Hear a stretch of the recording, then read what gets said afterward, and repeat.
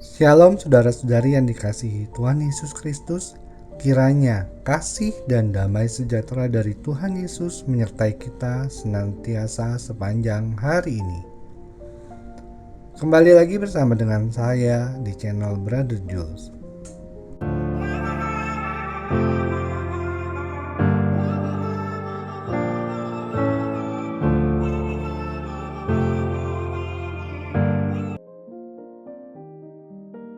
Shalom saudara, kali ini tema renungan kita adalah bagaimana caranya meninggalkan Tuhan Yesus. Seperti yang kita ketahui, ketika seseorang memutuskan untuk meninggalkan sesuatu atau untuk meninggalkan orang lain, pasti ada alasan yang mendasari dalam mengambil tindakan tersebut.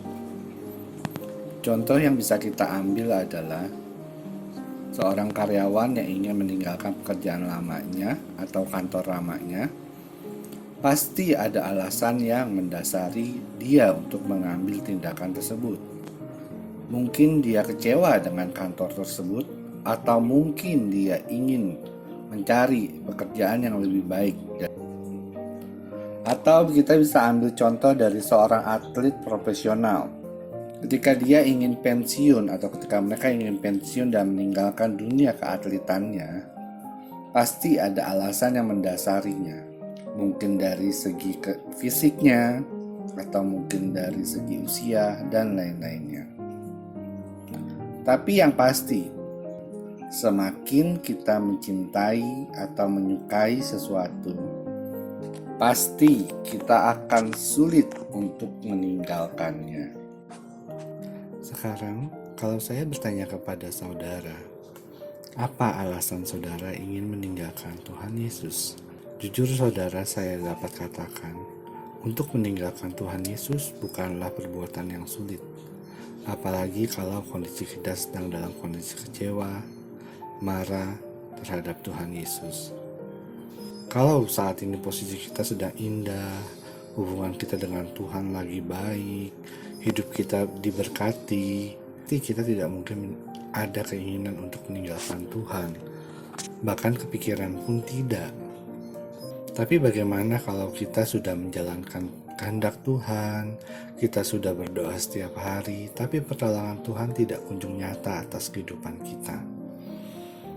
Bahkan di lain sisi mungkin kita melihat bahwa cara-cara yang di luar Kristus atau cara-cara yang di luar Tuhan atau cara-cara yang bertentangan dengan Alkitab itu mungkin memberikan solusi terbaik untuk kehidupan kita saat ini. Kita bisa melihat contoh di kisah Alkitab, yaitu ketika Petrus menyangkal Tuhan Yesus sebanyak 3 kali. Dalam Matius 26 ayat ke-31, di mana Tuhan Yesus sedang mengadakan perjamuan malam dengan murid-muridnya. Dia berkata kepada murid-muridnya demikian, "Malam ini kamu semua akan tergoncang imanmu karena aku, sebab ada tertulis, aku akan membunuh gembala dan kawanan domba itu akan tercerai-berai." Tapi pada ayat ke-33, Petrus dengan yakin menjawab Tuhan Yesus. Kata Petrus kepada Tuhan Yesus, "Biarpun mereka semua tergoncang imannya karena Engkau, aku sekali-sekali tidak." Kembali lagi Tuhan Yesus menjelaskan kepada Petrus di ayat 34 bahwa Petrus akan menyangkal Tuhan Yesus sebanyak 3 kali pada saat sebelum ayam berkokok. Di ayat ke-35 pun ia mati bersama-sama dengan Tuhan Yesus, dia tidak akan menyangkal Tuhan Yesus. Dari kisah ini kita lihat iman Petrus itu sangat besar dan dia sangat yakin kalau dia tidak akan menyangkal Tuhan Yesus karena pada saat itu dia masih bersama dengan Tuhan Yesus.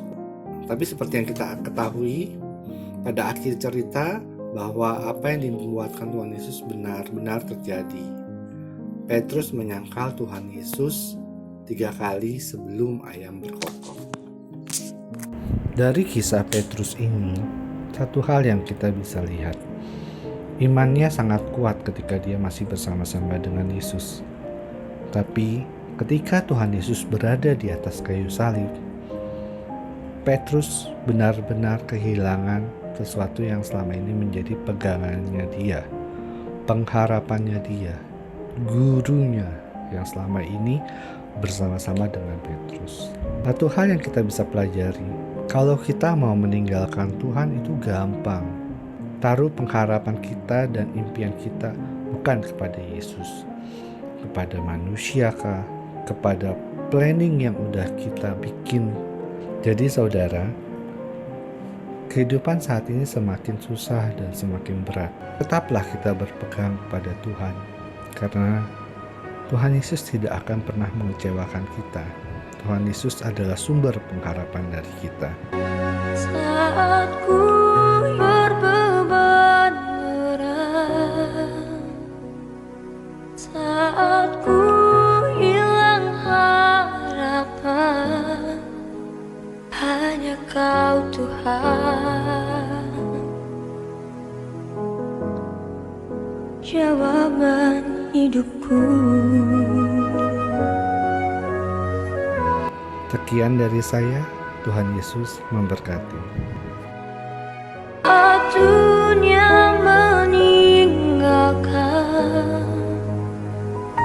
saat dunia mencelaku, aku percaya Kau selalu bersamaku. Besar sungguh kasih-Mu dalam setiap hidupku. Ajaib sungguh perbuatan-Mu, Yesusku.